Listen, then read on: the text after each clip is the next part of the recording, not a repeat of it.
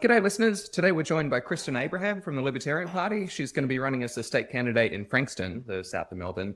Lots to talk about. We're going to chat about the no harm principle, Chrysten's words, not mine. Also pulling herself up by her bootstraps, her origin story. We're going to chat about Peter's stylistic choices for parliamentarians and some space policies as well. So I'm excited. Space policies. Okay.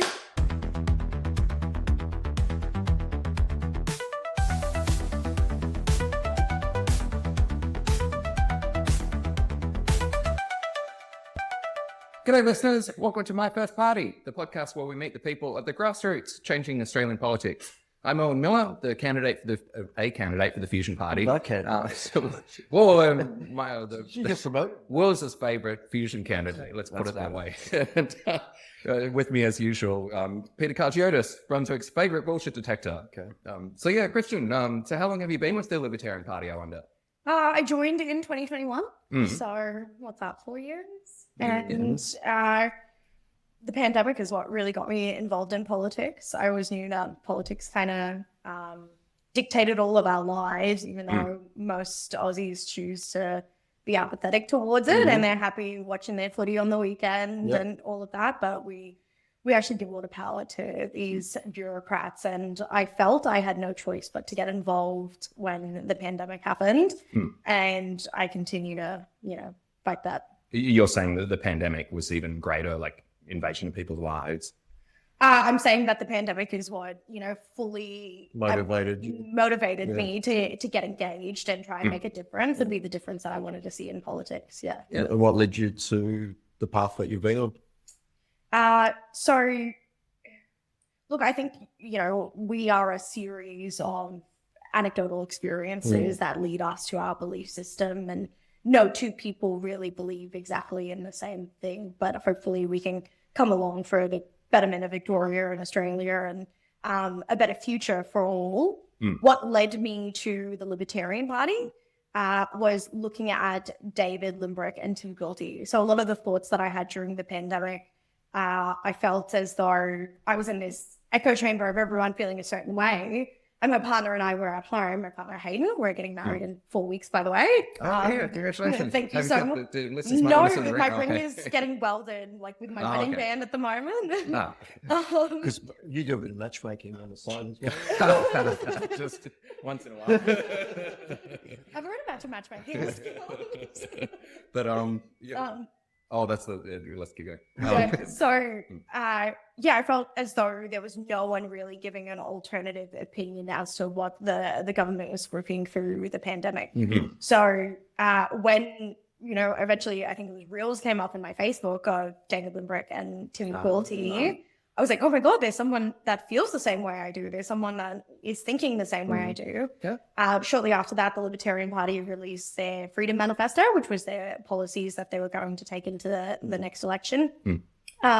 And I don't know how you guys will react to this, but I genuinely believe, because we are all so different as people, if you agree with, 85% of the party's policies, that's probably as good as it gets. Pretty much. And I read that Freedom Manifesto. I learned some things from those policies as well. I felt wholeheartedly that it did represent a large majority of my values and my opinions in society and how I think that the futures could be shaped. And I chose to get involved. You guys would probably know most people kind of get involved in volunteering first and then make their ways through. I didn't really realize when I went straight into the front lines. I was like, I want to be I want to be a candidate and I want to make a change. And I learned on the run and, now here. Because I think, correct me if I'm wrong, so I was volunteering for the Australian Democrats in the Dunkley by-election. And I think that's where I first met you. Quite a while ago now. Most likely. You guys had, Heath McKenzie. Heath McKenzie. Yeah. He was a beautiful human.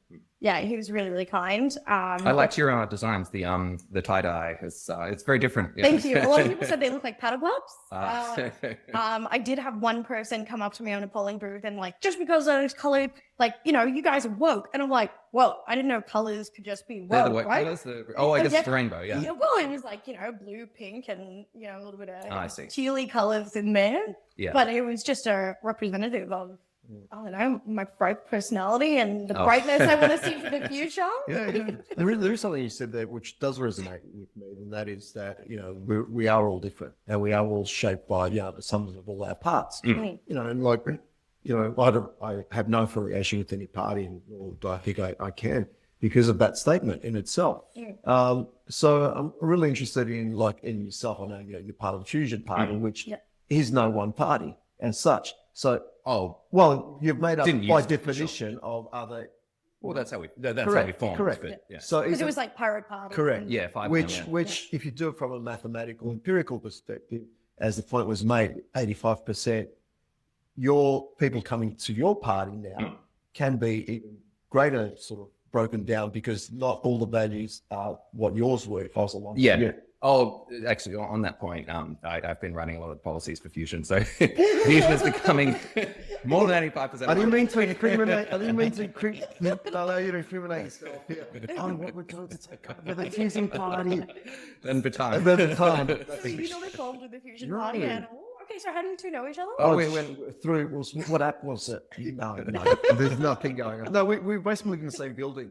And to give you the history, Owen, after the federal election, we're having a chat at the Brunswick sauna, as you do here in Brunswick. This is an actual sauna, but it is an actual sauna. And I thought it Owen, was a euphemism for something else. no, truly at Brunswick Baths here. And he was reflecting on his experience, and some of it wasn't all great based on, everything that has happened. And I was telling him, obviously I like politics. I've grown up as having a very strong political consciousness. And I said, next time, instead of just doing that, let me be your political manager. Just, still threw it out there. And he basically said, we're looking at running a podcast. Would you be interested in, jumping on board? And hence, it's turned out well, I would say. I liked it. And so where do you politically sit if you're not a part of a party? I basically obviously have a very strong social conscience. I like things being done equitably across society. That's a Fusion Party policy, isn't it? Yeah. Oh, well, I guess it's different. So some people, like our president Drew, aligns more to the equality of outcome versus I'm very much in favor of equality of like the starting point. Right. Okay. I guess you can never have perfect equality there because of inheritance. Some people talk about like wealth taxes. I didn't say equality. I said equity. For me, equity is a big one. Do you mean do you mean equity of outcome or equity of opportunity? Yes. Anyway. That was a politician answer. Well, no, I can expand on that, but yes. Yeah. Actually, on that point, the inheritance giving people an unfair start. So I'll get back to the point I was going to make. Oh, sorry. Sorry, but probably best if you finish that. Yeah. So back to the statement as far as we are all different. So when you do join a party, you are then consciously saying, well, I am going to give up, in essence, the innate views that I have, explicitly all of them, and now be part of this mass. And sometimes the mass can shift in that process, which will take you even away from the 85%. You are consciously making and abdicating yourself. The only true person in our political sphere here, and I'm saying this, careful not to bite my tongue as it's wedged right in my cheek here, is our great Barnaby Joyce, the most corrupt politician we have in this country, who's now taken an oath to abdicate away from the national party, so doesn't sit with his values and maybe the deeper pockets he thinks he's going to trap somewhere else. So, but my point is still that if in a true democracy, which we've spoken about before, if you're representing your local constituents and as Aussie does, where he goes outside Woolworths and speaks to Oscar Yildiz, to then say, well, I will now abdicate this consciously because the party said this, and we've seen at national levels, if you're in the Labor Party, what you can and can't say, allegedly the LNP have their own rules, et cetera, et cetera. So at what point are you basically saying, I'm no longer Owen, but I'm head of the Fusion Party? There's actually a really good example. Penny Wong is a perfect example of this. She's a seller. Didn't she vote against gay marriage? That's exactly right. Yeah. Like, and her herself, 100%. She's now... for foreign listeners, Penny Wong, she's a Labor senator. She's a leader in the upper house. Oh, that's right, yeah. She's a lesbian, but for years, Labor could have instigated gay marriage, but didn't. She was towing the party line at all points. And then you go, at what point do your values and towing the party line, do they conflict? Now, I understand from a certain level there must be discipline. You have to be able to get a results. friends, yeah. To be able to get results and to be able to make a change and influence the future that we want. But then you go, at what point do you sell your soul? And I do think that if there was a conscious vote in something like, gay marriage, then Penny Wong should have advocated for a conscious vote in gay marriage. Because clearly she's going, she could have. And she could have been doing that behind closed doors, right? But at the end of the day, just towing the party line doesn't necessarily mean there was a whole, set of people that were underrepresented in those arguments for so long. And I'm glad that Australia is the way it is now.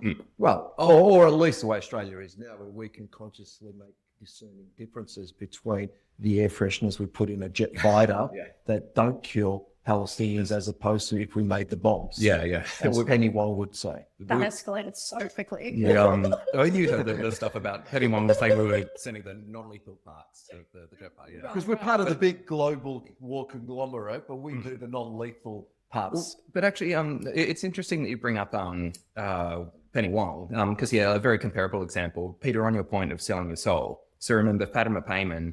No, you sold your soul, but you brought up the pin.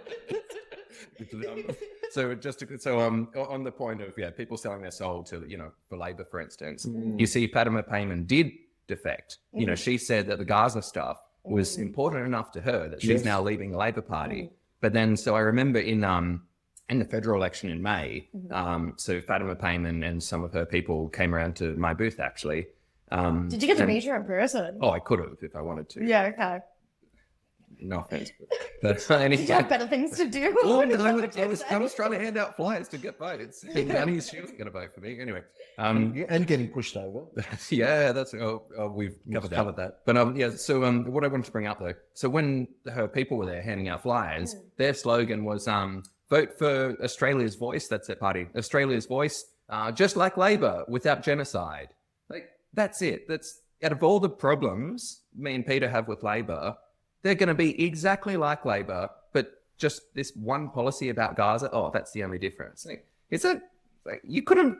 It was a blank slate. Once she left Labor, she could have stood for it, whatever she wanted. She could have done And anything. now it's just like Labor. You know what the best thing about the defection is? Not only did she give a little bit of trouble to the Labor Party, which I'm always for, but you get to see someone's true colours. If people are just towing the party line, you don't really know who the parliamentarians are that we have in Canberra that are meant to represent, and she's representing WA. Which I would think that a lot of WA doesn't actually feel the way she does on how she goes about certain topics. And I hope that she loses her vote at the next election, and she probably will. Because why do you hope this? Sorry. Why do I hope the Fatima Payman? I don't think that she represents the values of what Australian people think about their fellow man.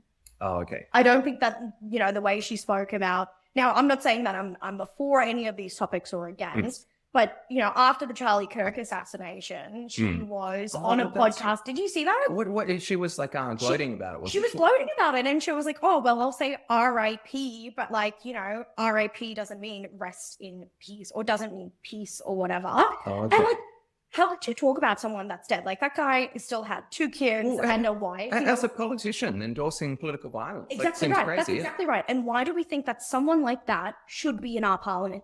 Full stop. Aside from, Gaza, Palestine, whatever, do I think that someone that talks about death of a fellow human like that from a political standpoint as well, do I think that they should be in the Australian Parliament? Absolutely not. Well, because it's but we allow politicians to sign contracts to kill the people. That's okay. I didn't say that. No, but I'm just saying, therefore, no one in Parliament should be there. my point is, though, we do this often where we like to conflate these. I'll call it a petty issue. That okay, she's. Do you think that that's a petty issue? I do. For someone. No, I do. I said yes because I'm saying yes. She spoke about some. Let's call him what he was. I don't even give a shit about him, but he played his role in whatever he did there. But the other points that she was fighting for, which are important, now to conflate and dismiss that and almost devalue her because of what she may have said on that one single point, I find it immaterial. Now, whether she is a good politician or not, or whether the Australian public, her voice represents the Australian public, I do agree with you on that because Australia is a very racist and at best xenophobic country, and that does come out. And we've seen many elections won on that, whether it's Tampa or even what this Labor Party is doing now with, putting people on the roof, right, just to expedite, and touch on our little racist tendencies that we have. What's your point? Australians are racist and Panama payments not. No. My point is, I agree with the comments that she may lose her seat because she doesn't represent the voice, and the fact that she may have spoken out about the Kirk incident will be used as a political football to get her out. Is that a political football? That's a pretty important view. No. My point is, it's immaterial on the greater stuff because we haven't done the Gaza thing. Hold on a Right? second, We don't want to talk about So that. when I was doing my research here on this podcast, you actually use that phrase quite often about something being immaterial. So can you just define to me what you mean by the point that I made being immaterial? Because from my In perspective, comparison, the Kirk thing versus the Gaza thing. yeah. So that's from your perspective. And as I, kind of started this podcast with, we are a series of, anecdotal That's my experiences view. over That's the my years, perception. which is absolutely, it's your perception. And, that is part of this beauty in politics. I think that 100%. someone that talks about a fellow man like that shouldn't be in our Australian parliament. 100%. But you absolutely have the right to still vote for her party. And that's what I said. And I agree with you that I think she will lose her seat because most people probably view it like you do, not like me, where she comes from. So I agree. Yeah. So I'm not disputing that. Me saying it's immaterial is probably maybe in the minority, and that I agree with you that she will lose her seat because Australians will have a different view about it. I guess, Peter, on your point of whether or not it's immaterial, I guess I would have to lean towards your side, not completely, but, destroying Palestine, a nation state, how many tens of thousands of people was it? Well, at least 20,000 kids. Yeah. You said before that you think that Australia is a racist country, do you? Yes. Yeah. Because if you might be asking, obviously, like I said, here as a coloured woman, what is your background? Oh, Greek heritage. Greek heritage, yeah. And are you first generation Australian? Or yeah. Because, don't get me wrong, there are racists in every part of the world, and racism does exist. And there are certain pockets and places of Australia, just like any other country, that you would see probably more racism. Where it's absolutely worse. Now, I live on, the Mornington Peninsula, which the wine that I bought you is from the Mornington Peninsula, by the way, supporting local businesses. Oh, for our foreign listeners, we should point out, so can you imagine like south of Melbourne, like the suburban sprawl continues forever, but there's a nice beach town along the way. Yeah, there's a nice beach area. I forgot where I was going with this. We'll say so. The Mornington Peninsula. Now that is a predominantly, Anglo-Saxon area. I don't feel racism in, my area. Don't get me wrong. There may be a time that I walk into a store and I can, and I'm sure you would feel it as well. Sometimes you can feel racism. No one has to say. If you go to Bulgaria, it's different to Central Dramana, like based on the demographics and how people act and behave. It's all different. Yeah, and I love Australia, and if I believe that this was a racist country, or I believe that we were past, saving, then I probably would be trying to waste my blood, sweat, and tears in election campaigns. It is a sacrifice, It is absolutely a sacrifice. People, they love to make it out as so every politician is in it for, their own glory or something. Yeah. Like, when I for my first federal election, I only got 2.8%. And, I came back for more. That's great for the first time. Yeah, I mean, like, if anyone is in it for, their own glory in that, why would they join a party that people haven't heard of? Like, if they're in it just for glory in that, they join Liberal or Labor, like, and get a guaranteed spot. Can I go back to my first point? I probably didn't get an answer was, but joining a party, do you feel that you actually, and to what extent, the Penny Wong issue, do you sell your soul? No, I'd say it's the opposite, actually. So we had, did you happen to see, we had an episode with Antoinette Pitt on? I didn't. Okay, so Antoinette used to be in the Progressives, who have now merged with Fusion, actually. And so remember, and I love your policies, by the way, but it was a very narrow focus. She was talking about, like, let's have more public housing in Victoria. That was pretty much her only policy. And like, when we met Oscar Yildiz, for instance, he used to be in Labor. Now he's an independent. And, I explicitly asked him, what do you stand for? Rubbish bin. Rubbish.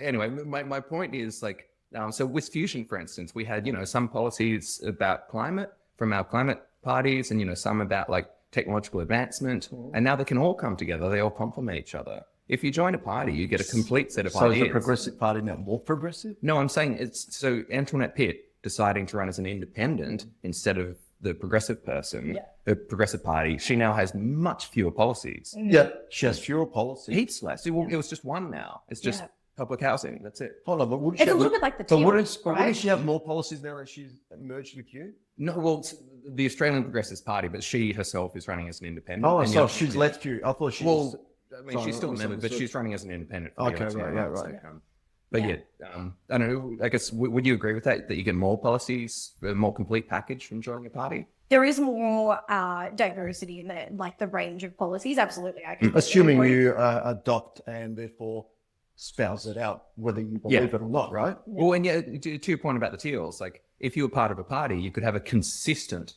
policy platform. Yeah. And some of the stuff the Teals focus on, the sugar tax, the taxing foods and things based on how much sugar there is. It's so, we had recently, remember Daniel, the AI expert? Yeah. And then you get people who are absolutely not academics. There's nothing to hold the Teals to those policies though. And I think that, that is the difference. And you take the brunt on the people that you're electing, which I think that is a problem with how Australians view politics.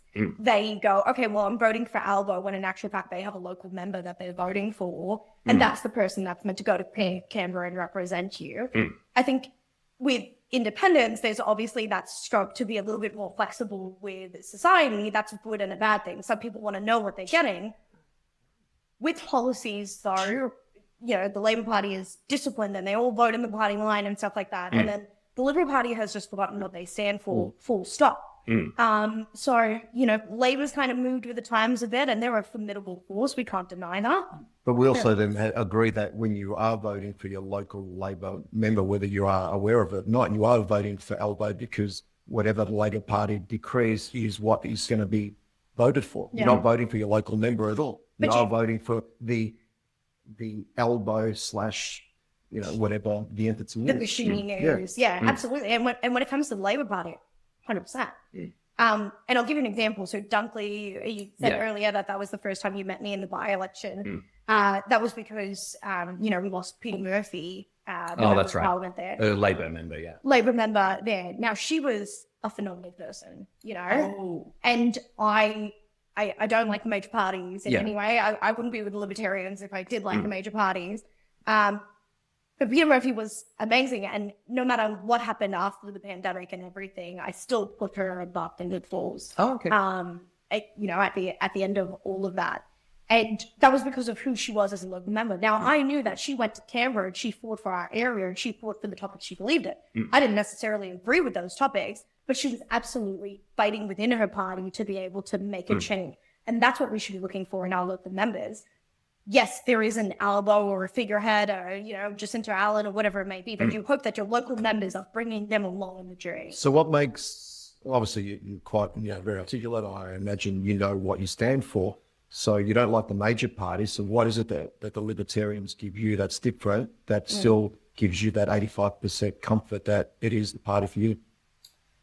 They are principled. They are very, very principled. So if you look on paper, there are probably a few parties that have some similarities in terms of policy platforms. Like there's things that, Fusion Party and us, free speech, we agree with, and all of those kind of things. When you get elected, and you're told this as a candidate, sorry to stop. When you get elected, you take a pledge to never vote for an increase in taxes or a decrease in civil liberties. I was curious. And so, that's what governs you. Now, one thing that libertarianism, a lot of people, when they're having this general conversation, don't discuss is our no harm principle.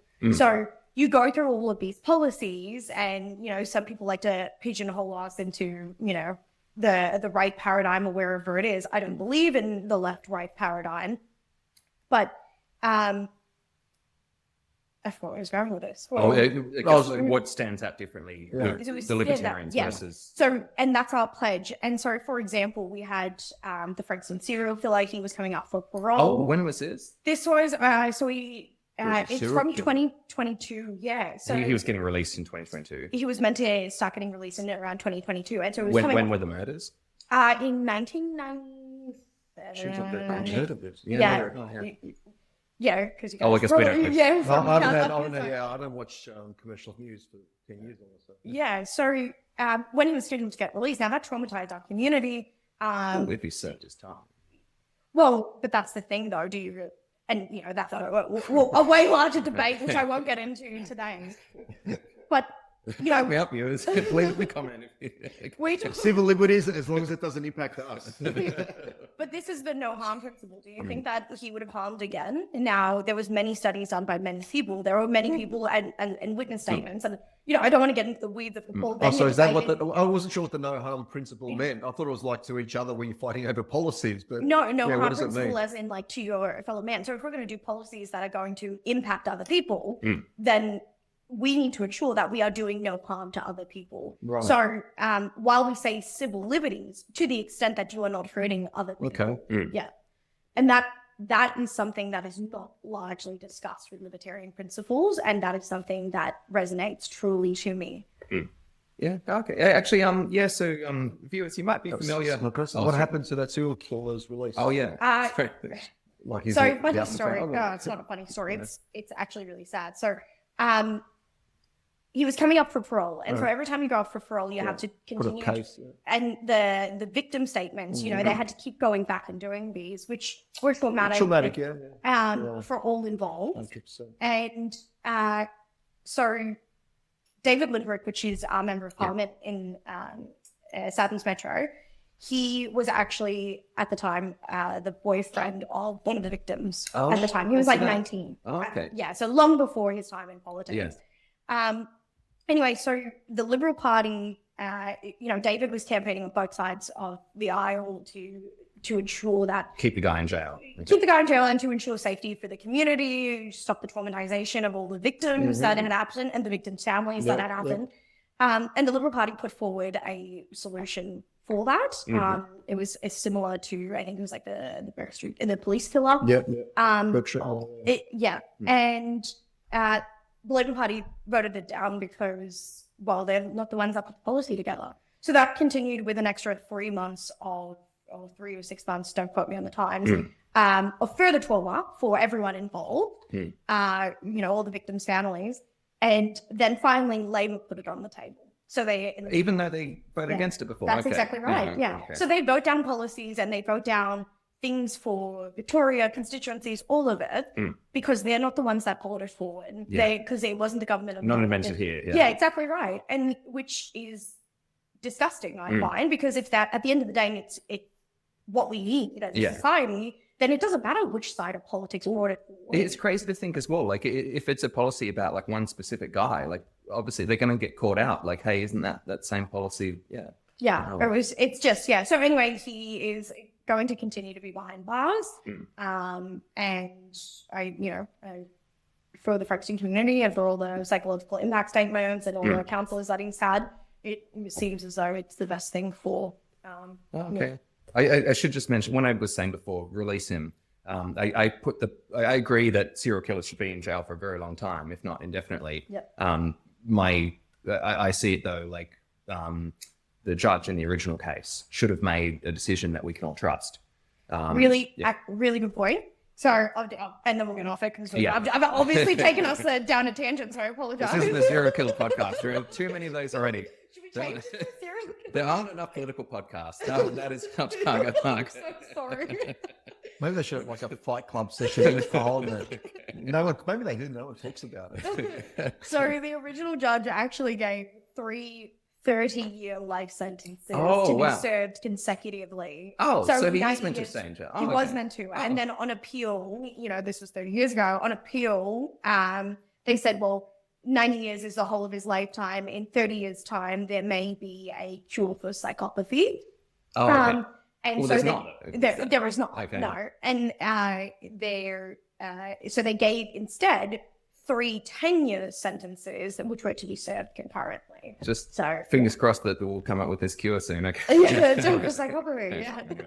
But moving on, so I wanted to chat a bit about liberalism in general. Mm-hmm. And so I was reading a book recently. It's reasonably interesting. I'd recommend it to viewers. The Constitution of Liberty by Friedrich Hayek.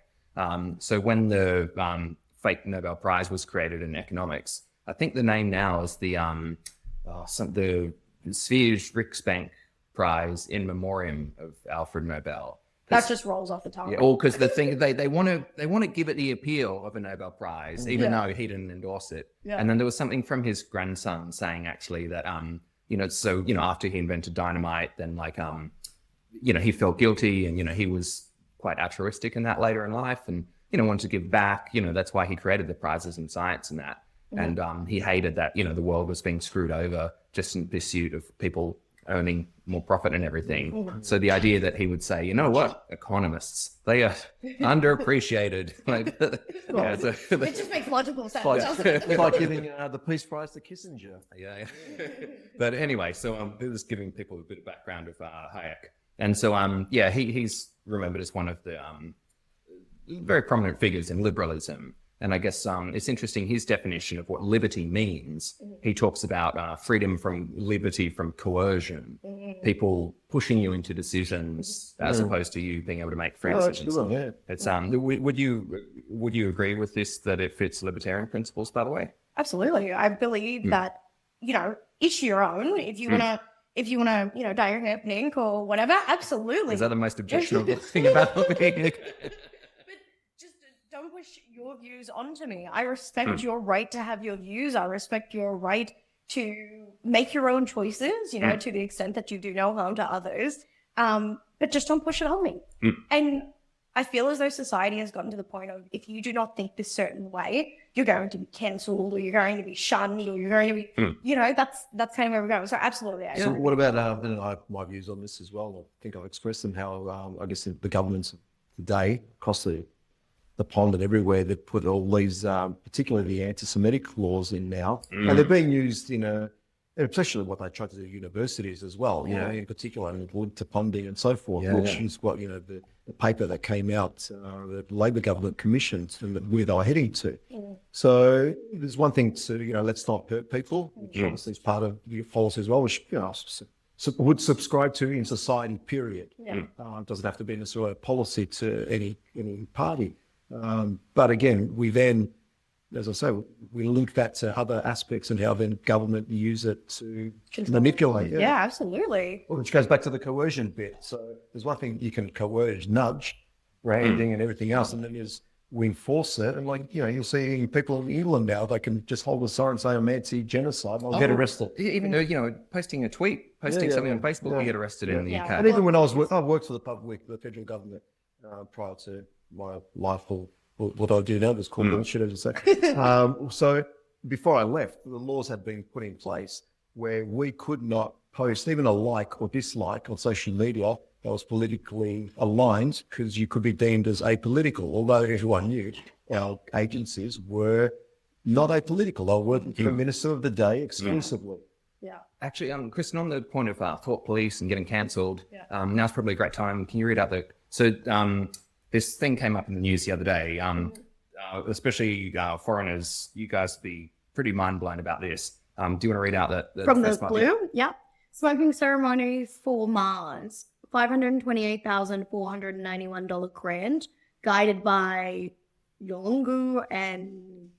Oh, actually, I'm not going to say that word. So this was, there was some, lots of research gets government grants. And so anyway, so this grant, they're talking about basically like smoking ceremonies on Mars. There's this person from the University of Newcastle. Her project will, quote unquote, help shape culturally respectful and environmentally responsible space exploration.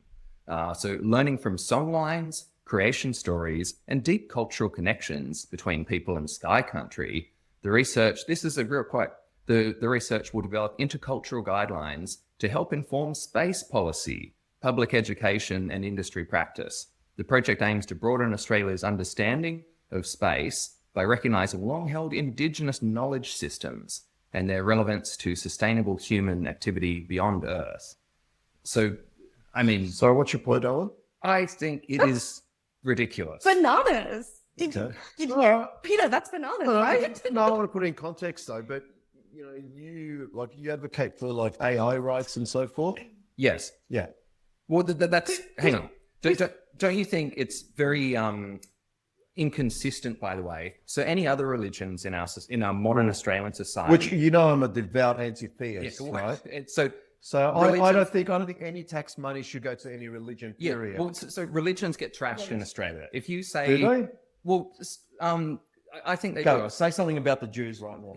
Go on. I dare you. Sorry, okay, that you. I dare you. I concede that point. But so Christians, for instance, Christians in the West get dismissed as like crazy fringe colonialists, essentially. Yeah. You know, Christians are told basically you should be ashamed of your history. You know, people make fun, you know, atheists, there are plenty of atheists who make fun of religious people. You may get a hint of Australian racism soon. Keep talking. People, yeah, like plenty of atheists in the West, Yeah. they like to make fun of religious people, saying, you know, basically you're a pack of idiots for believing that stuff. Right. Versus when it comes to, you know, what various Aboriginal tribes believed, Yeah. like that's treated with the utmost respect. If they believe in, you Here know, it comes, folks. hang on. So, sure, the Aboriginal tribes that believe in the rainbow serpent, all this sort of stuff, sure, you know, their beliefs aren't hurting me. But to give out grants endorsing it, nobody's giving out grants endorsing, like, you know, what Jesus thinks about Really? space exploration. I'm sorry, are we they're not not. going to address the fact Yeah, that yeah. they're calling Sky Country and there's Indigenous people? No, in the hold on, sky? hold on. Like, isn't that the craziest part of this? Totally. Again, less than $1 million, right? Less than $1 million. But it's No, ridiculous. No. So you just qualified that the Catholic Church and Christians, I'm not saying Catholic Church, Christians, don't get funding for their ridiculous beliefs. Hang on, it's not for their space beliefs. No, they believe in some man in space, right? And they Yeah, but believed in that for... That doesn't inform space exploration. Nobody's asking the Pope, hey, what do you think? You know, should we do like They what don't. money should we do a What religion month? should we have on the sky? The next podcast will be about theology because... No, thank you. This is ridiculous. Exactly. I don't understand what... Hold on, Peter, I don't understand Okay. what... No, I agree. I agree. This is ridiculous, but I agree. I will not be told that believing in a Santa Claus in the sky for adults Yeah. is less ridiculous than that. And the amount of money that goes to all theology, whether it's Judaism, the Christians that you're saying they don't get funding because they get funded like a shitload, right? We're comparing apples and oranges. Okay, so people give tax deductible gifts to churches, sure. Yeah. And you know the charities in Australia, I don't think they. Well, churches don't have to pay tax either, which is Yeah, that's the biggest fraud of all, because all businesses Thank you. do, and the church is definitely a business. Well, But they're not turning a profit for. I'm sorry. Oh, That's why I said the next podcast will be to educate this man about the church. Hang on, sorry. Okay. And where the Vatican, for instance, gains their money, what they're invested in. Okay. And then linked to the Nazis. We can go on like this can be massive. you know, it will be massive. It will be absolutely. massive.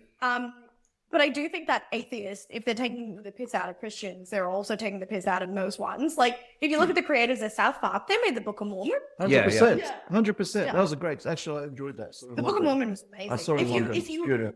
have an understanding of religions Yeah. in general, the Book of Mormon was. It was. It was phenomenal. funny. Yeah. Yeah. Look, so again, I have no issue with you say, should they give stuff to that? No. But if we want to get conflated with just that, yes, take money away from all beliefs if you're going to link it to say, I want money for it. Well, this is the separation between church and state. And libertarianism, you know, is largely believing that there should be an absolute, your faith and what the government does completely separate, and there should be no And we don't do it whatsoever. because in Parliament, they all do the Lord's Prayer, right? Yeah.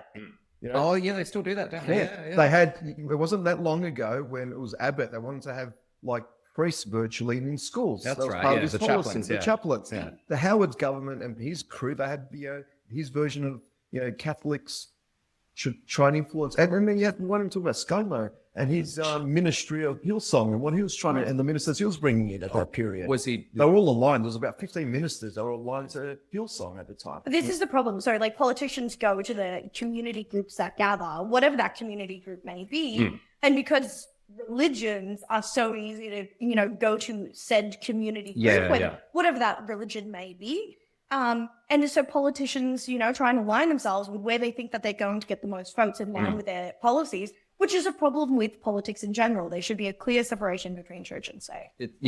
Actually, on that point, the community groups, I remember, as we have more Indian immigrants now, you see Suzanne Lee and like all these people, they put on the turban and say, happy Diwali. Like, you don't care about Diwali. Someone had to tell you it was coming up. Someone told you to put on this You have to costume. look at it in your social event calendar to go, okay, what cultural appropriation are we making today? It's ridiculous, yeah. Anyway, I guess for the space thing, I think we shouldn't fund any religions asking them their space policy. I may not understand this completely, but when they say long-held Indigenous knowledge systems, are they talking about that there are people that already live in the sky, or are they talking about our Indigenous it's Australians? talking about the myth that they have about what happens in space and, how we should be like colonizing it or whatever. That might be the most bananas thing I've heard all weekend. So thank you for that. But inevitably, I was curious to if we asked anyone in the Greens, I think they would probably say like, "Good on them." This was a very, very long bow. Owen did just have a go at the Greens. It was, right? Just let's. I guess it's something. An interesting thing to consider is probably the Nazis have done more for our space exploration than any Aboriginal tribe has. No. There we go. Speaking of Nazis, Is Adam Van next guest? Speaking of Nazis, have you ever considered like why we don't grow the Hitler mustache anymore? Yeah, I guess. Fashion is cyclical, and yet that hasn't come around. Is it ever going? I reckon it's the equivalent of people not being able to wear North Face jackets anymore because Daniel Andrews ruined that. All the finance tech bros, I would say. And everyone was calling him like a dictator during that time. So you could be right. There could be that leak with North Face jackets, and why no one's really making that could be your me. A pink little. I've already said to I don't want to get accused. We're already, being white people, I'm very vulnerable to getting accused of being a Nazi. What becoming a Nazi? No, like a monocle and a monocle. Okay. No, but it feels, if I were to wave an Australian flag outside, that would tick enough boxes for many people. I would get called a Nazi for this. No, I think it's your views on Indigenous people. I don't think anyone would call you a Nazi with pink hair, surely. Oh, I guess that would probably disqualify me. Yeah, exactly. Dude, in the elections I got called a Nazi, which I actually. So they drew swastikas on my claw flutes, like on my head, and like I was so confused when I came home, and I was like, are they calling me a Nazi or are they Nazis? I'm so confused. Yeah. You know what I mean? So, we Nazis hate the dark person. Like we're branding you you're not one of us. Exactly. Or is it the other way around? And because, people go Libertarian Party, you guys are Nazis and right-wingers and stuff like that. So I was really confused. Could I ask why, and again, this is from an ignorant perspective, why would they think you're a Nazi? From your libertarian. From the Libertarian Party perspective, I don't know. People just like to put everyone in boxes, right? If you're a right-winger, you're a Nazi, you're fascist. Are you guys right-wing? No. Okay. Oh, well, we're not right wing. There are some policies that would lean more, if you want to get into left-right paradigm, there are some policies that would lean more right, and there are some policies that would lean more left. Two examples of each? So our policy on, cannabis, for example. Favor on? In favor on cannabis. Right. Yes. That would put you in the left-wing camp. That would put us in the left-wing camp. I guess. It's just like in mirrors at this point. Compared to, wanting to cut taxes completely, which would... Is that right? I would say that economic or fiscal responsibility kind of gets labelled as right-winger. Except what the LNP did during COVID. But actually, to give listeners a bit more context, actually, so I was saying before about Friedrich Hayek and, liberalism. In America, liberal now means essentially like left wing.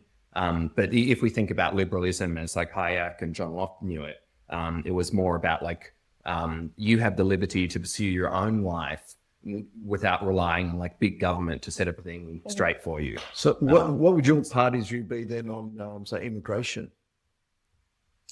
Good question. I could give you a better example though, like gay marriage, for example. Let them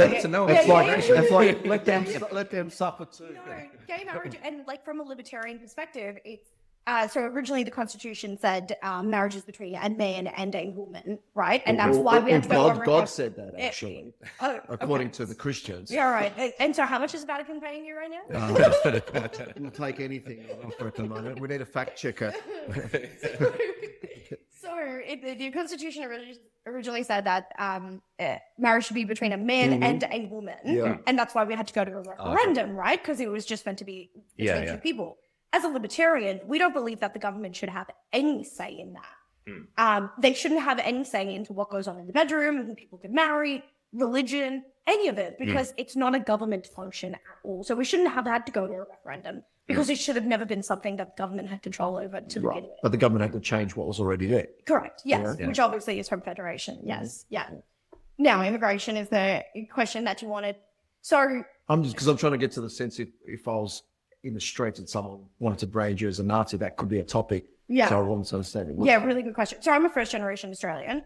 So my mum is from, Seychelles and my dad is from Sri Lanka. Oh, okay. As I'm sure yourself, Peter, you would have had the struggles of a first generation Australian do, and you're arguing with migrant parents, all of those kind of things. In terms of the libertarian policy on immigration, the policy here is that people should be able to move freely between borders, right?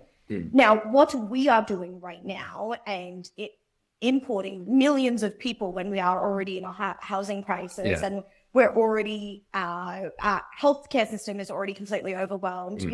At Frankston Hospital, I went in with appendicitis in June. Oh. Yep, did take it out, surprisingly. What happened? They sent me home with antibiotics, but I went in with appendicitis, and there were people sitting on the floor in the hospital. Oh, okay, wow. And I was sitting there, and I'm like, this is like a third world nation. This is absolutely insane. Yeah, wow. So putting the overwhelming stress onto our system, which is already struggling, and post-pandemic, that is a issue for Australia as well, in terms of what our policy is, Peter, and then in terms of what the system we are dealing with is. That is probably a point where myself as a 85% person, I think I don't necessarily 100% agree with our policy of going full open borders all the time. I think that there is a level of right now we have to manage a really bad situation because we are on the brink of acting like a third world nation. So how does someone like yourself, or anyone say in your party, obviously you're speaking now on this on behalf of you? On behalf of myself, okay. Yeah. Always. But as you're campaigning, you'd be saying open borders. Oh, no, I wouldn't be. Well, firstly, the next election is state, and that's a federal issue. No, I wouldn't be campaigning on it. It's not a topic that I would.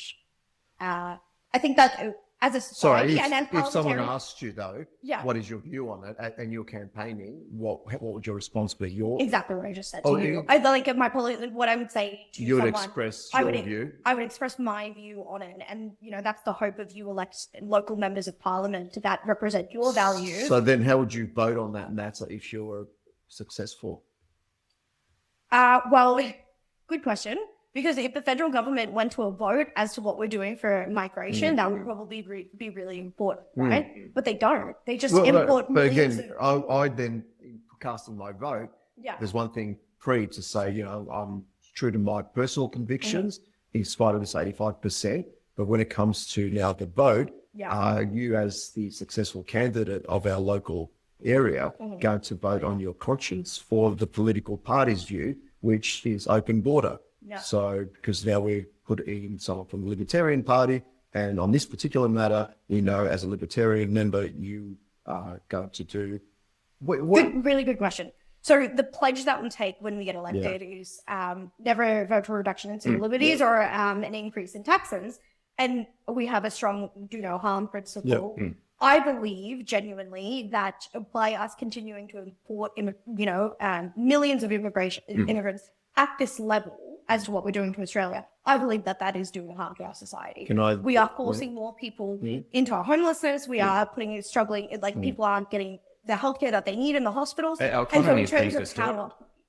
Our economy is being distorted, all the fake degrees. Exactly right. We're being completely distorted. So in terms of my vote would represent So back to my point earlier, and I know the answer to this before I even say it, back to the point that you sort of challenged me on about materiality and the no harm component. I would then say possibly, let's say someone deemed either a true refugee who's fleeing displacement, death, are they in possibly more harm than potentially in the future years our economy may be benefiting from them or being detrimental because someone may be on the floor of the hospital because we as a society have deemed not to spend money on health system but giving it to foreign nationals because we're not taxing them. Where is the harm maximum threshold in a really good question. I think the major issue with where we are at with immigration at the moment is the level that we're doing it. Like, I'm not saying we completely stop immigration and we don't have anyone come to this country. I am saying that the volume that we are doing it at is what is the problem, and that our society needs to, kind of catch up to the issues that we're facing in the healthcare system and everywhere else, housing and all that kind of stuff. Do I think that, if someone made the application and they, fleeing a war-torn country and they are wanting to come to Australia, contribute to our society and be a productive member where they are, kind and, not racist and all the things we want for our Australian people, then absolutely bring them here. But when we're talking about, millions of people over the last 2 years, that is an issue. Well, when you say millions of people over the last few years, what are the actual figures? 'Cause I realize we're bringing millions of people. I know it's like in the hundreds of thousands. No, it's nearly a million. So last time I looked at it, a million is not millions, though. So last time I looked at it was probably about 6 months ago. And so between 2023 and 2024, I believe, it was like 900 something thousand. Yeah. Right? And so based on, a good estimate, I would say if I was to Google that figure right now, I would say that in the last 18 months to 2 years, we have brought in over 1 million people. Yeah, so maybe it's not millions is the wrong correct. word, but, a million. Yeah, and we are talking about clearly our society in Australia, which is aging, as we all know. And the point I guess I'm trying to make in a very long way is that, we do, again, find these political footballs. And I'm not saying the hospitals aren't an issue, but a major issue. The health system, the schools, and these are, and we've discussed this in previous, like the housing crisis, they've done that intentionally, right? Through the tax system, where people now to service the cities have to live through via transurban, Melbourne City, etc. Right? So this has all been done by design. But to then us to focus on just, immigration and say, well, we've got to minimize that because, we've got all these other issues. The root cause is the policies that we have and don't have, and where we choose to spend our money. Because we do have wealth in this country, but we choose not to allocate it to the right areas. It's, and then we use these matters as political footballs, whether it's immigration or the trans issue, etc. Right? They become like, or we have, Pauline Hanson doing the little tricks to deflect from other real issues. So again, I'm using that as a little side note, but we always get sort of sidetracked on these other aspects about, instead of going to the root cause, and that is what are the decisions we make as a government? Why are people in hospital in the first place? Well, there's lots of issues. Well, whether you're talking about narcotics, opioids, etc., there's lots of things that go on in society. Oh, well, but I would say universal basic income could solve. Well, 100%. But that's another major discussion. We've spoken for a while about hospitals.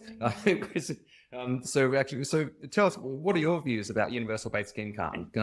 I can tell you in a sec why I think some other libertarians, we'll see what you say, some other libertarians could be wrong. I would say Hayek, at least, agrees with universal basic income. It's a good question. So some libertarians, and so our party's been around for 20 years, and they did debate having the policy of universal basic income with us as well. Recently? Yeah, within the 20 years before I joined the party. Yeah. And it can be a libertarian principle, right? For you to have universal basic income, because it's ensuring that everyone can, kind of start from a solid place and get the right start in life. However, in the system that we have in Australia right now, with our politicians and with how everything is set up, if we had universal basic income, I don't believe that it would actually help the society issues that we have right now.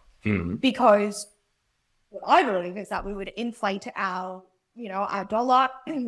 It's not going to change the fact that these people can't get into rentals. Like, there are people that are homeless right now that are working. They have full-time jobs and they still can't get a roof over their head.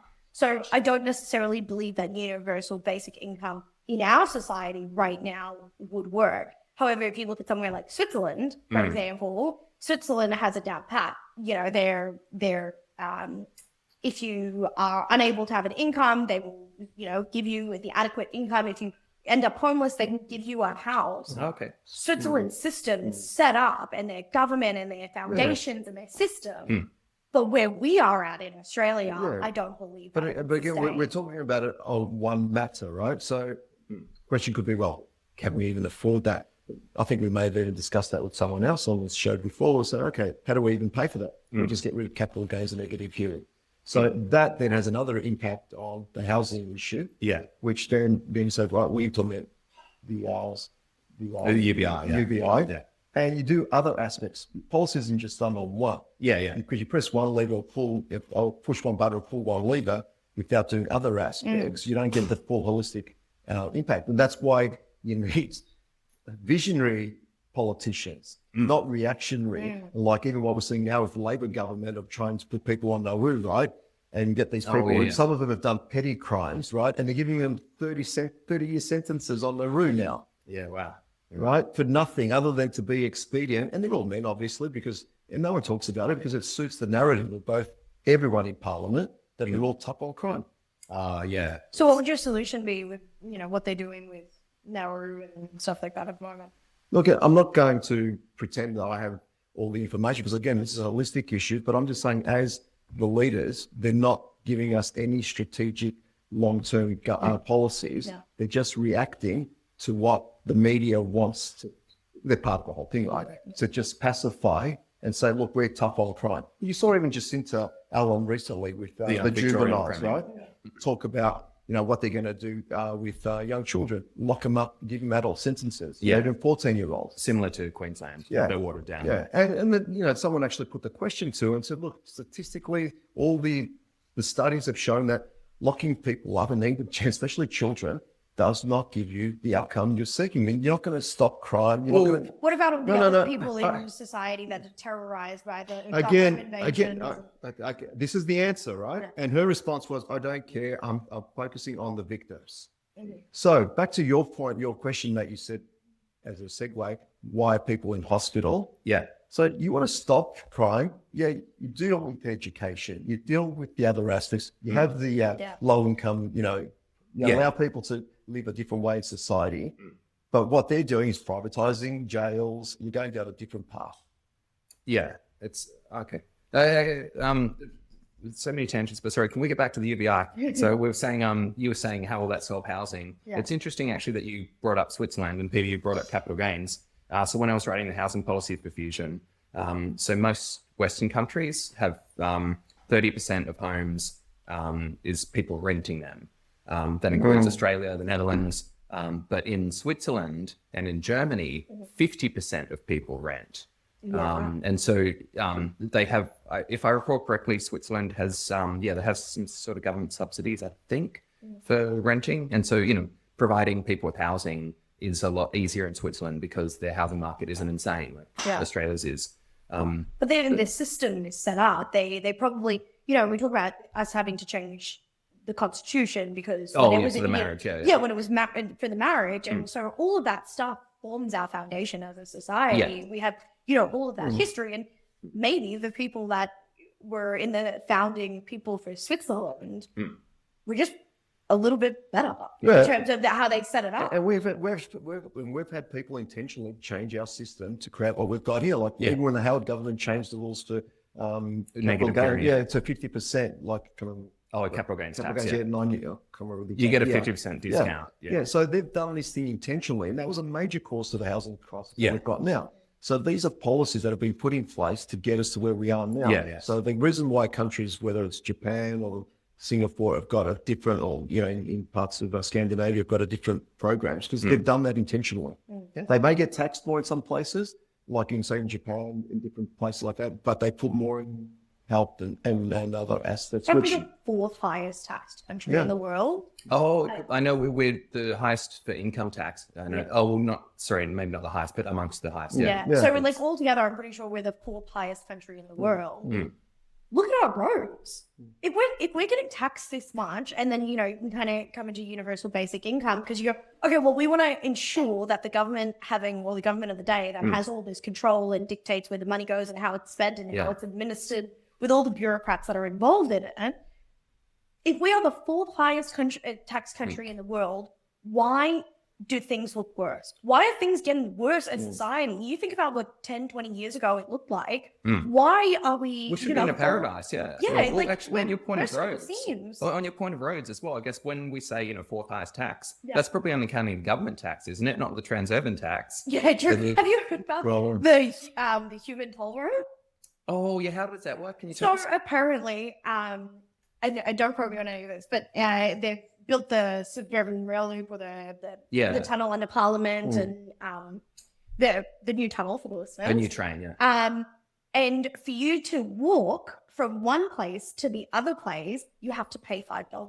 What? They have toll booths. Yeah, they have toll booths or underground? It's underground, yeah. So a lot of people can normally, you know, in tunnel systems in New York and all that kind of stuff, you can still use those tunnelways. Obviously, when you get to platforms, then you would have to, you know, touch on your money keys, which is our, you know, train card. Yeah. And so, yeah, you have to walk.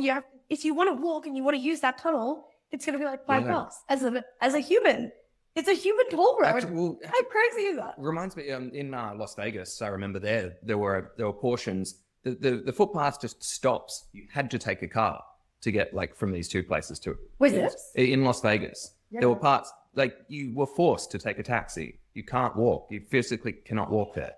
It's insane, yeah. Because it's in a big desert, right? It's just like this massive desert. I guess as well, you might not appreciate it from like satellite view. You see like, oh, those buildings are right next to each other. The buildings are enormous. Yeah. So I guess many, you know, the people in Las Vegas, they're probably not going to want to walk that far anyway. But taxis would be making them into there as well. Oh yeah, it's ridiculous. So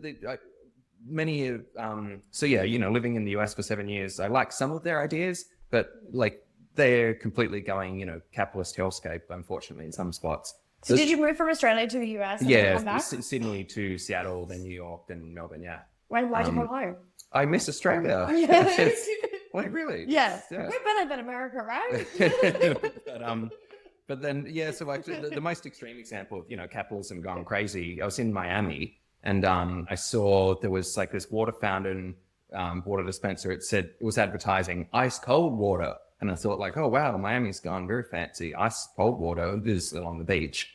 And then I got up close. There's a credit card scanner. It wasn't for free. You could buy a subscription to their cold water. Subscription? So you know, they had this location. They had all the ice water locations around. Yeah. And I was thinking, okay, this is not worth it. I'll just get the regular water. Look around, there is none. The only place to get water on the beach was the subscription ice water. It's a monopoly. On the beach, the public beach. Did you invest? You should invest. Miami's going underwater. But yeah, no, so many problems. But can we get back to so Hayek's argument? Well, okay, I think Hayek would agree with me that UBI is a good thing. So one of the things, Peter, you would like this. So Hayek is very sympathetic towards billionaires. And he says that we need a leisure class because like all the workers, they don't have time to think, to explore their ideas. Basically, they're just basically drones. And that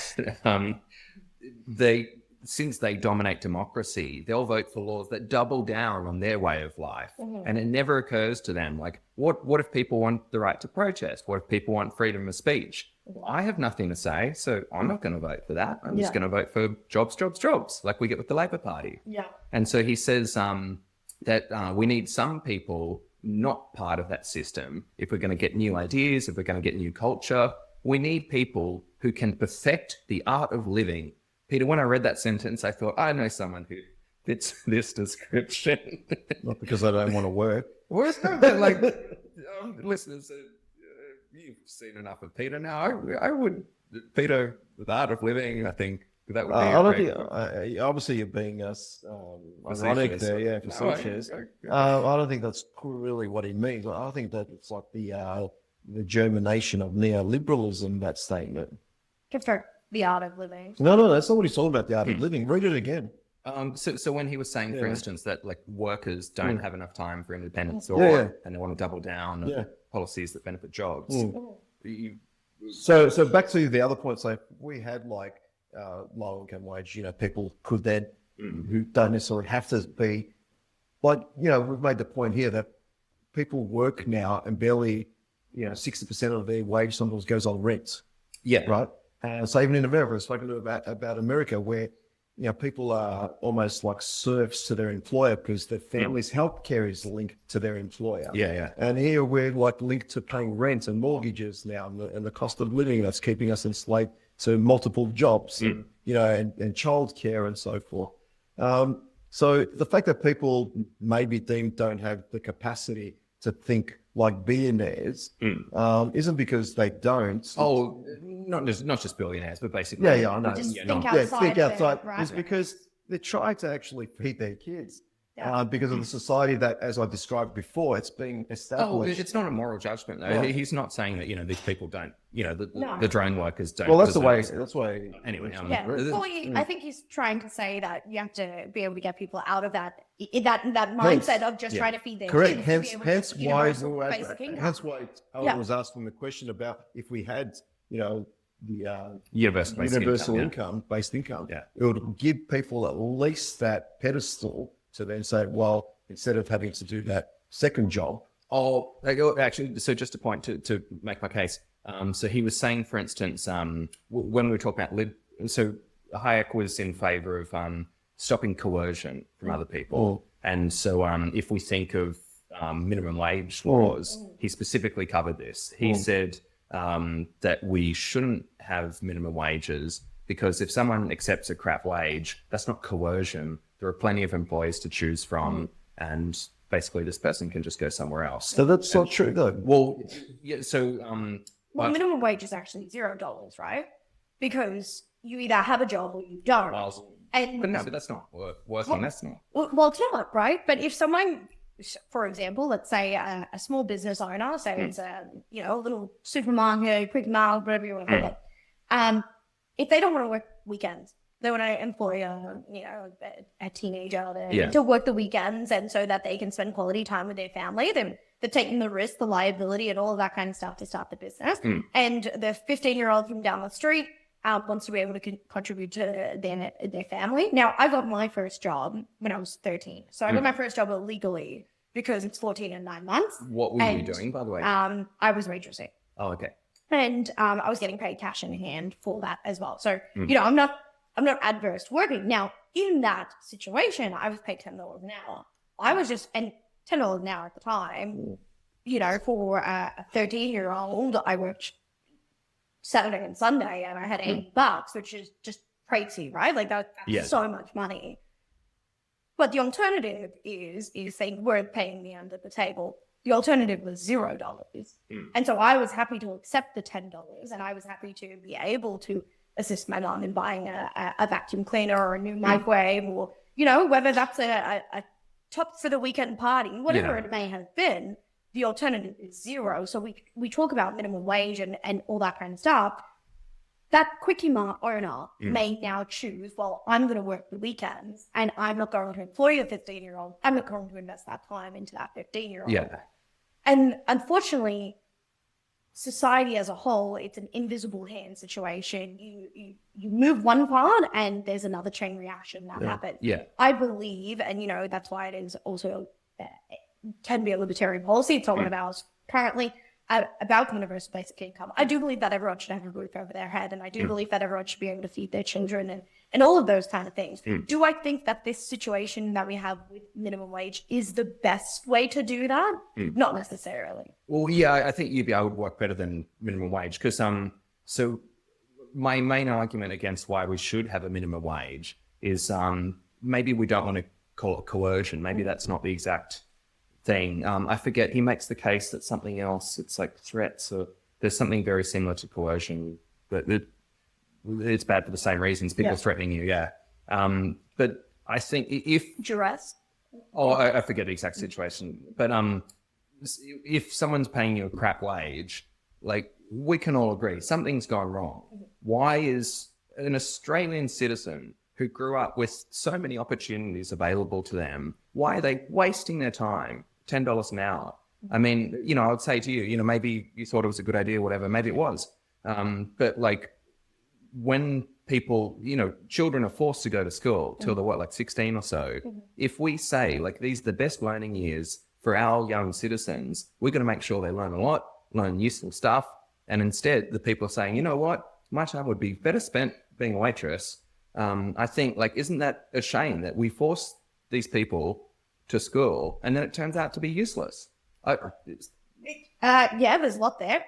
So, are you saying that myself as an Australian citizen with $10 an hour, I was forced into that? Or No, I'm saying that like, so to help elaborate on my point, I saw this video, these people in India, there was a documentary about schooling and they were saying like these kids could go to school or many of them are going picking cotton.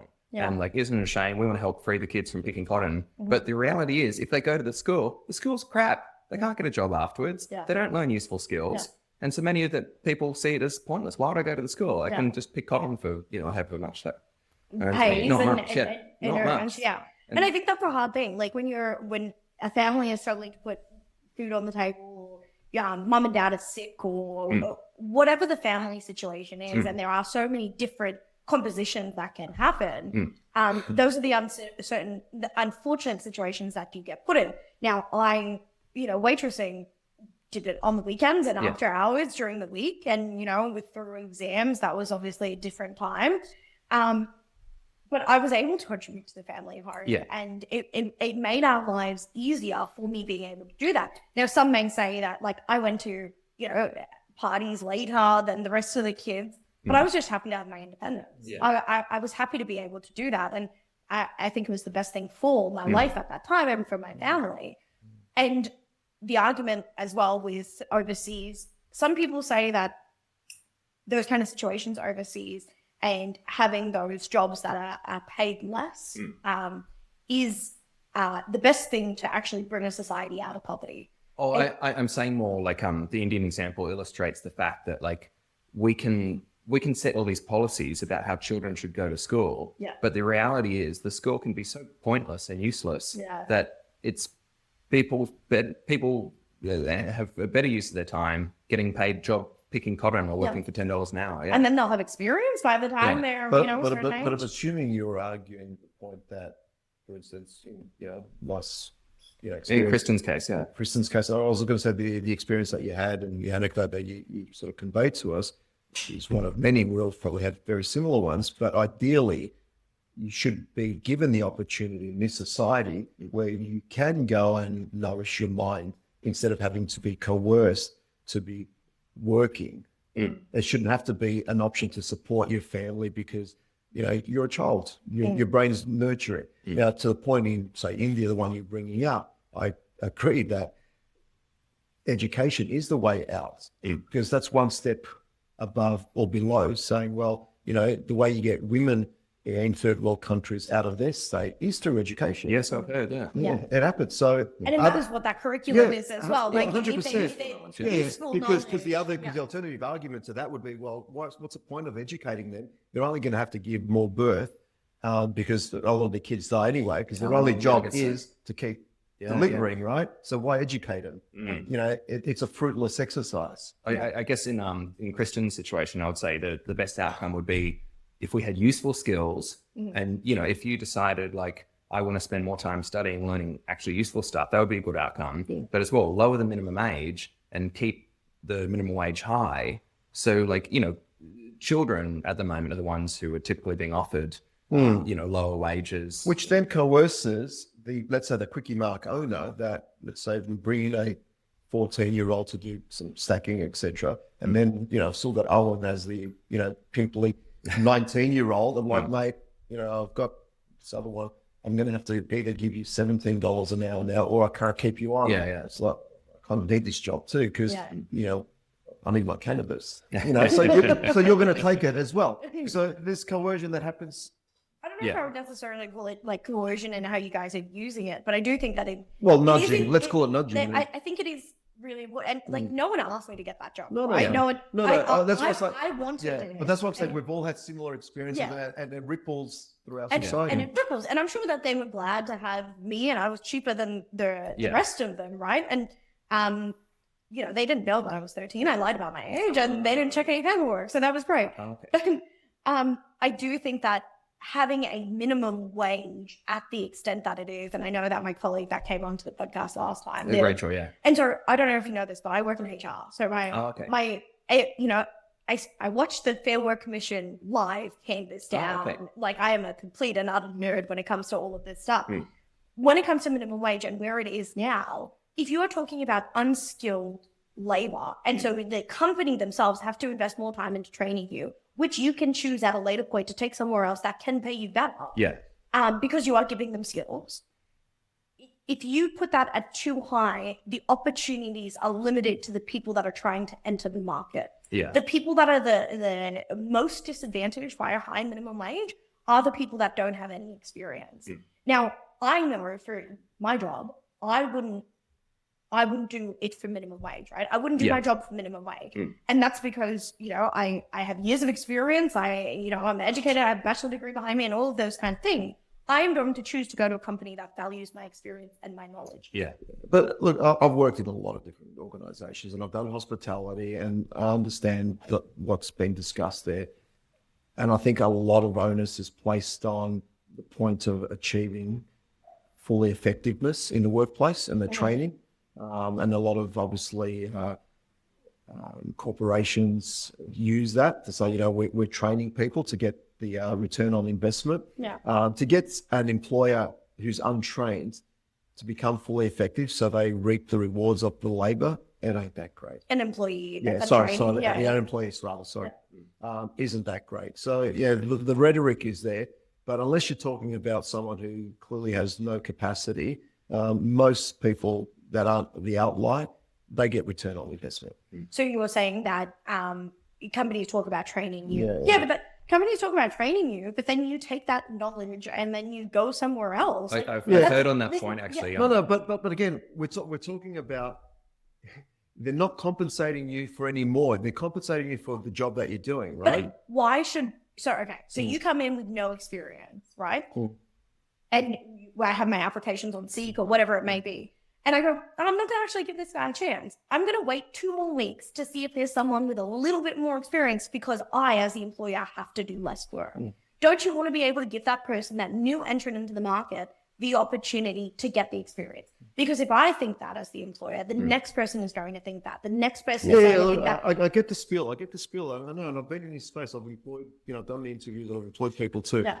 And I get it as the entry point. But you also understand that once you get employees in, whether they're experienced or not, the only time you get real effort and discretionary effort, which is when you get real sort of the best results, is when you get discretionary effort, right? Not just because someone's doing the 60% output. Yeah. Everyone can do 60% output.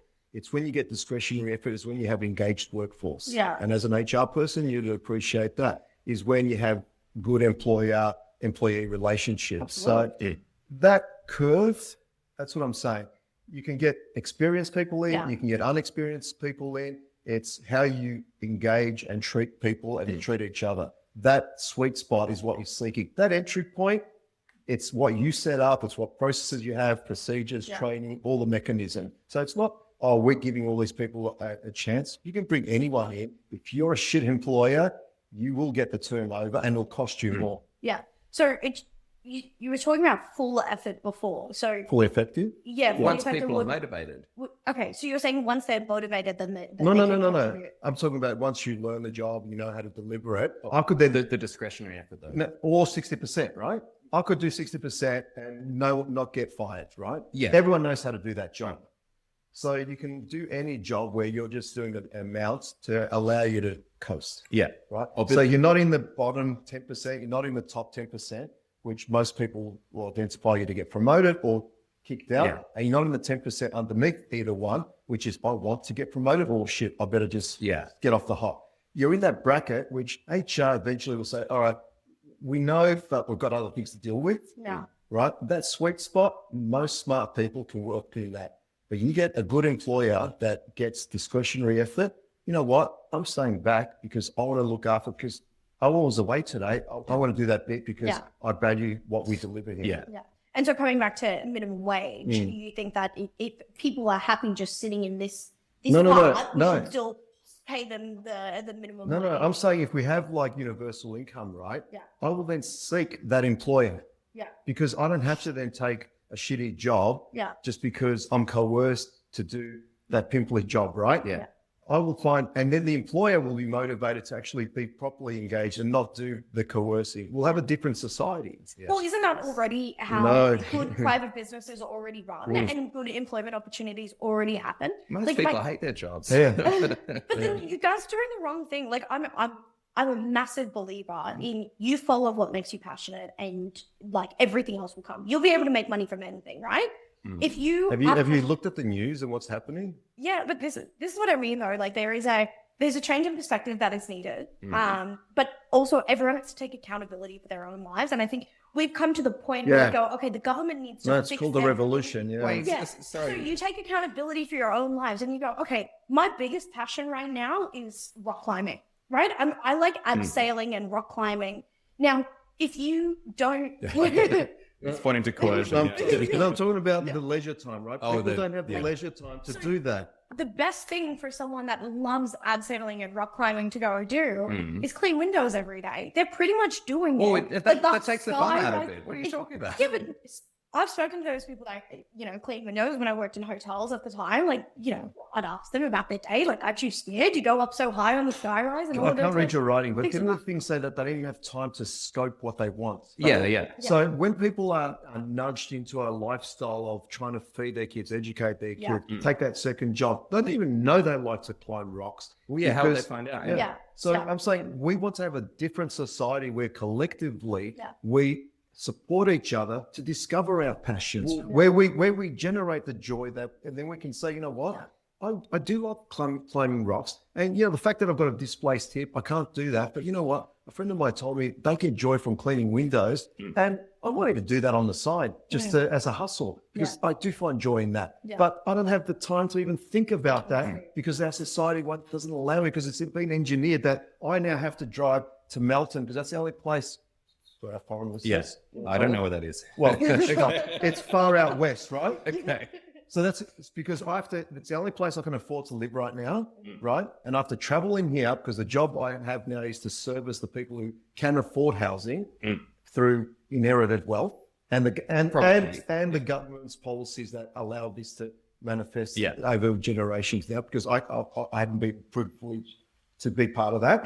And subsequently future generations, because that's the society we've set up here. As opposed to, could we have a different society which actually fosters the ability to think creatively, to then say, you know what, I do love rock climbing, but I want to do window cleaning to generate that. We could, yeah. I genuinely believe that for us to have a prosperous society, we need people to be, want to contribute and want to go hard. Like, I went straight out of school. I moved out of home when I was 16. Oh, that's early, Yeah, very early. I moved out of home when I was 16. I was living out of home when I, did my driver's license, got into university, all that. I put in a special consideration application to get into university, and that was my opportunity. That was my equity in the system, right? Because I was starting behind that 8 ball of it. And then I went to uni, and all my friends took a gap year, and I made the choice to go, no, I'm going straight into the workforce. I'm going to make it, I'm going to get to where I am going. And the whole deck has been stacked against me my whole life. And I worked hard and I moved jobs, and I made sure that I went to companies that valued me as an employee, the companies that gave me the experience that I needed to get. That's not without a hard fight. That's not a hard slog, absolute hard slog. Now I have worked the last 9 years as hard as I could to get to where I am in my career. And I am in an amazing place in my career because of that. But that didn't come without effort. And so my friends and my beautiful girlfriends that I love and adore, some of them are just choosing to, move away, go live overseas for a couple of years, all that kind of stuff, and come back, and they don't have their purpose, right? They've had way more experiences than I have had because I have chosen to do this. But I have chosen to get myself out of a situation. And when I moved out of home when I was 16, I said, I think I'm going to be broke for the rest of my life. It's a real fear, yeah. Yeah, the likelihood of me being broke for the rest of my life at 16 when that happened, the odds are really, really high. And I made a conscious effort not to do that. So, and I have time to think about the things that I want to do and all of that kind of stuff. So a part of society changing and us being able to make a difference is a shift in mentality to go, you are in control of your own destiny. You are in control of your future. And if you want to make a difference, then you need to be the one that is accountable to it. It is not the government. No. Again, I'm not talking about the government, but I'm saying system's I'm rigged, talking yeah. about society. The system is absolutely rigged, so but there is also the opportunity that I have been given to get to where I am in society. And I'm grateful for that. And we can celebrate the outliers, right? And how people break through the system to achieve what they want to do. And as you said, the university was fortunate enough to recognize, special consideration and so forth to allow you to get in early. So there are outlier stories. But I guess what I'm trying to convey is what society do we want to live in and going forward. And I guess as someone who's running for representation of said society, I can't imagine your only, advocacy is be the best version of yourself. It's like, I want to create a society that'll facilitates an environment to allow you to be who you want to be. Absolutely. And some people may be, I get joy from pottering and doing whatever. I don't necessarily want to be the head of capital or head of marketing or whatever. Yeah. When I watched Legally Blonde when I was like 6 years old, I was like, I want to do that. Oh, the music. Oh, yeah. Not the musical, they're like the the movie. Yeah, that was great. Yeah. I want to do that. I want to be that person. And you guys like a drink, right? And on the weekends, we like a drink. Where are we going with this? Yeah. Self-incriminating. just back from Strawberry Fields. So my favorite thing to do is when I'm having a drink, if I'm out at smokers at a pub or whatever it is to go, what makes you happy? What is your passion? What do you enjoy? Even if you don't have time to do it. Even when I coach football, soccer projects, I ask even the kids, where do you derive your joy from? Yeah. And so us being able to believe in people and give them those opportunities and just go, hey, have you ever stopped to think about it? And I know that we're saying that some people don't have the capacity to think about it. I completely agree. There are some people that don't. And my vision for, Frankston and for Victoria in the upcoming state election, and hopefully I get elected and can represent my community, is to ensure that people know that there is someone that believes in them and helps to steer a society and the government of the day to be able to give them those opportunities, but to also go, you are accountable for your own future. You're starting behind the 8 ball, great, but that's going to give you more tenacity and that's going to give you more, confidence and all that kind of stuff when you get further ahead. And so fight for it. And that's what I want. That's what I want. I want to be able to believe in people and be able to push them to be the best versions of themselves so they can do what they want. I want finishing up my point about how Hayek would agree with me about UBI. I would elaborate on that point. We need the fact checkers because I'm not sure if he would, but well, I mean, it's up to viewers to agree or disagree. I'll tackle the in the comments. But so on your point of like people becoming the best versions of themselves, yes, if they're given a strong safety net, and then also we were saying before that so some people create new ideas. They create new hobbies. The leisure class, invents tennis, for instance, and then now something the rest of us enjoy doing. How would people discover rock climbing if it weren't for, rich people? So then... maybe it was actually people that were just trying to get to the watering hole. Maybe it wasn't rich people. That's how they discovered the watering hole. I thought it was 2 Chinese guys, Ping and Pong, they invented Cool. But anyway... But then, so he does lament that who's meant to get this freedom from society, who doesn't have to work. At the moment, it's just rich people. And is that the best selection process? That, the independent thinkers are just pulled out of whoever happens to be rich. And so I would argue UBI gives a fairer allocation and allows for self-selection because he says as well, what if we're going to take the money and allocate grants, for instance? That's very the grants are going to be based on like, you know, an artistic grant. Well, show us the art you've already made, and like people are going to judge based on effort that went into it. And that's not time. well, yeah, but you should be judging on results, not effort. And so I would argue UBI, it gives everybody that self-selection ability. Like if I think my time is best spent as a philosopher, as a podcaster, whatever, then that's what I can pursue. I don't, you know, I'm not going to force myself to pick some job that I hate and, you know, cruise through the 50% level. Do you think with UBI that everyone should contribute to society though in some way, whether that's through a podcast or philosophy? Do you think that everyone should contribute in some way? They have a responsibility, but I would say that people seem to be pretty good judges themselves of like, where's my time best spent? What's my purpose in life? Because I do think that the only people that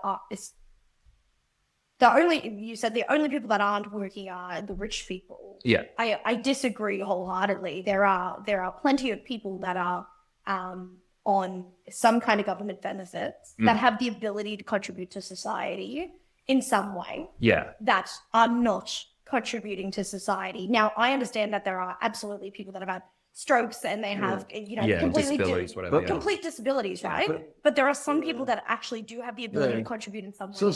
So let's all agree that there are people who just don't want to do anything, right? Yeah.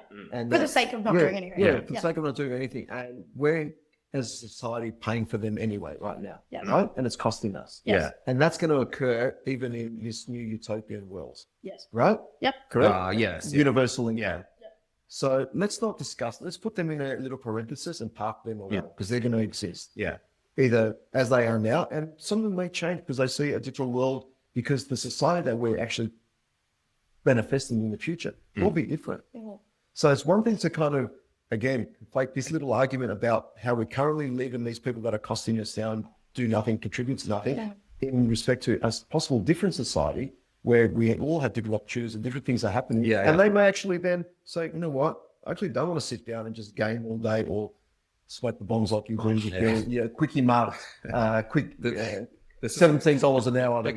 Anyway, You smoke a lot of bongs. That's like the second time I don't actually smoke marijuana, but hey, listeners, leave in the comments, by the way, if you think Hayek would agree with me if I twisted his words too much, and if you think the libertarian policy should adopt UBI. But actually, we're running out of time. Chrysten, we always like to play a game. We have a quote. You have to guess who said the quote. How much we agree with. No, don't worry. It's just like Plato. It's someone who's come up before. So that's a big hint. Listeners, if you know as well, then you can give yourself a pat on the back for knowing the answer. Anyway, it's good. So Chrysten, quote unquote, we will not adopt the fantastic hypocrisy of modern conservatism, which preaches the values of families and communities while conducting a direct assault on them through reduced wages, conditions, and job security. That's got to be Paul King. Oh, you didn't give Chrysten a chance. Yes, didn't. Thank you so much. It just sounded, that was like perfect Paul Keating. Yeah, but well, I guess, Chrysten, would you agree, by the way, does modern conservatism undermine wages? Does it undermine job security? I guess, you know, as well, does it preach about families and communities? Does it repeat it again? So we will not adopt the fantastic hypocrisy of modern conservatism, which preaches the values of families and communities while conducting a direct assault on them through reduced wages and conditions and job security. I don't know. I don't know what the answer to that question is. I'm sorry. Well, just look at, we'll just use the When you say modern conservatism, look at the are they LNP. Look at the conservative LNP as an example of their trajectory over the last, say, from the Howard years onwards, you know, preaching family values, etc. But what society has left us subsequently. But the Labour Party has done the exact same thing. But again, but I'm just using Let's get rid as of the both quote. I have no issue with getting rid of both, because Keating and what he brought in with the Accord did detrimental things to people's conditions and wages. So I'm not having a go at LNP, but just on this quote and the Conservative Party and their aspiration to promote family values and what they've done to families. I'm saying let's use them as an example. Yes, I agree with that comment. I think both major parties in general say you know, they give with one hand and suck with the other hand kind of thing, as to especially like being, you know, whether that's the CFMU union movement, whether that's saying that they are the party of workers and all that kind of stuff. Well, they're Labor as well. And Liberals are no better. They're the ones that are dragging us one way into society and creating it the way it is. But then they say that they're all for us and they're all for the workers and they're all for a better society and all that stuff. So I think that they're, I think you called Peter a bullshit detector at the start. Yeah. Like his radar must have just been going through this because Labor and Liberal are just, they're the worst. And so I think it applies to both sides. Yeah.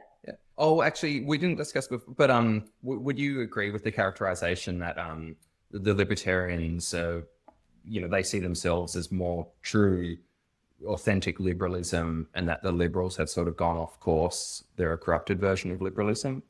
Would you? I genuinely believe that the Liberals have gone off course. If you read their, their party values and their mission and vision and all that kind of stuff. The values don't really, like, you read the values and you look what they're doing. And it's like, what have they got to do with each other? That's exactly right. They're completely conflicting. So I do think that the Liberals have completely gone off course.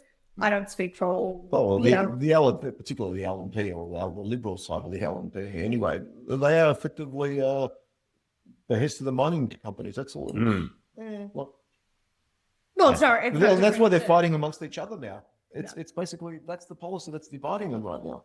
You really think that the policy dividing the Liberal Party? Coal and gas. Oh, well, there's the net zero stuff, which is, I guess, connected to mining. Yeah, okay. Net zero, fair enough. Yeah. But, I don't know.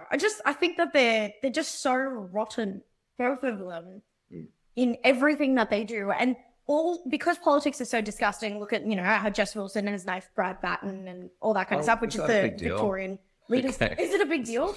No, but the problem is politics is dirty and it's gross and all that kind of stuff. So all the good people, dip their toe in the water into politics and go, no, I'm a normal person. I'm not going to get involved. And so all the normal, nice people turn around and F off. Oh, well, they're not going to join Liberal Labor, are they? They're not going to join Liberal and Labor. And for us to join a minor party and do what we do, it's a way harder slog for us to do it. Yeah, so people who want like a significant amount of change. Yeah, exactly. Not just a few more band-aids. Yeah. Yeah, exactly. So I think the whole thing is rotten and it needs to be brought down in a very, good way. So yeah, I guess Chrysten, as the name says, my first party. We're trying to inspire people to join a party, start a party. So I guess anyone who's thinking like they're very impressed with your ideas today, they'd like to get more involved. We're starting a party. Well, the listeners are meant to start a party. Anyone who's been especially impressed today, what would you say? I guess you need some more volunteers in Frankston, I'm guessing. Always. Thank you, Owen. Yeah. So you can find me on Facebook. My / is Chrysten Lib Dems, which we used to call the Liberal Democrats, if that doesn't make sense to you guys. Facebook, Instagram, and the Libertarian Party Victoria website. My details are there. You can always volunteer for Frankston as well. But messaging me on Facebook, I do respond. Oh, you guys organise like social meetups, protests. What does it mean to be a member of the Libertarians? What does it mean to be a member? So there's a lot of community stuff that goes on. I'm part of Southeastern Metro, which is Member of Parliament's electorate. So they just had their Christmas party on the weekend. They had a gala in October where, we raised money for the party. And we did archery. We also have branch meetings where we give updates and parliamentary updates and stuff like that as well. So there is a lot to get involved in if you want to get involved. Myself, I have a wedding on the horizon, and so I've missed nearly all of the events this year. But that's the beauty about being with a minor party. You don't have to turn up to everything socially to be able to stack a branch like Liberal and Labor do. You show up with a good heart and good values, and whether you come always or you come once, they'll accept you. And your party doesn't force you to write all their policies like ours. Is this coercion? Is this coercion? Blink twice. But as well. Who are you running against? Who's meant to get kicked out by you? Paul Edbrook is meant to get kicked out by me. Yeah, thank you. He's Labor, I'm guessing. He's Labor MP. Yeah. It's like, I don't know, either between 8% and 14%. So Liberal Party is not going to put in a candidate that will try because they just go, it's too hard. Okay. We're not going to win. He's on such a safe margin. Is it because like I don't want the month thrown because of the results? Or is it just a costing thing? It's just people want to walk into Labor or Liberal and be given a seat that they can run in. Ah. And so the last election in 2022, the Liberal Party had to ask 12 people before the 13th person said yes to run in Frankston. And so, I had people at all of the polling booths. I had them at mobile voting, which a lot of people don't talk about very regularly. And so when we were at mobile voting, there was like old-time Liberal people that was calling the Liberal Party head office and going, why do you not have volunteers here? This young girl has volunteers here, but why do you not? Oh, interesting. And so I'd get to the polling booth and he's like, you're making me look bad. And I'm like, yeah, because I'm trying. Like, you're clearly, you don't care. Oh, because how did you go in the federal results? I didn't run in the federal election. Oh, no, but in Dunkley? Oh, in There's Dunkley. the by-election. Yes. How did that go? So There was lots of candidates there, weren't there? there were, it was there 8, I think. Oh, okay, yeah. So we had just had a name change as well. So in 2022, we were called Liberal Democrats. The person that ran in Dunkley, we polled about 2.5%. In the Dunkley by-election, after the name change, I think we lost about 200 votes. So we're like at 2.4 something. Yeah. Now, that is not to say that my area doesn't, know me well. Well, it sounds as though, like, the name's catching on. People are more familiar with you now, yeah. Hopefully, well, Joe Rogan, Oh, like, I mean, you personally, or myself. Yeah. Yes, absolutely. Because then I ran in 2022 for Frankston as well. I got about, I think it was like 3.5% in Frankston. So for my first tilt at the state election, that was pretty good. And learning all the stuff you have to do on the run. It's motivating, yeah. It is very motivating. So I think for me, states is where my heart lies, and not in federal politics, even though every podcast you listen to is always about federal politics. Yeah, often, yeah. And I just want to make a difference. Fair. Okay. Yeah. What about you? What seat are you running for? I might. Oh, well, I might run again federally for Wales. The northern part of Melbourne, including Brunswick. But yeah, I got 1% last time. That's pretty demoralizing. So It's federally though, and that's why state is a little bit more motivating. When the parties, Fusion, Libertarian, they have a larger impact. I think that would be the opportunity to really push it in fed. I mean, I'm still motivated to change things, but part of it as well, it's like if I offer people the chance, here are my ideas, do you want them? And they say no, then I got an answer. So, I'm torn because, there is a lot of arrogance. Maybe you need some facial hair. Is that would add some more votes? Just a little. Not this moustache thing again. So are you running in the state election? Maybe. Differentiate. If I was going to, I'd run in the upper house. So there's like 5 people chosen for this area. I think it's 2 Labor, 1 Greens. It's something like that. 2 Labor, 1 Greens, and then 1 I'll campaign that next year. Thank you, Peter. Don't let him deal with the volunteers though. Volunteers are like Peter, I think. But anyway, we'll decide that closer. The election's in November next year, so we'll see. Anyway, we can't chat all day. Chrysten, thank you so much for joining us today. Thank you. Thanks for having me.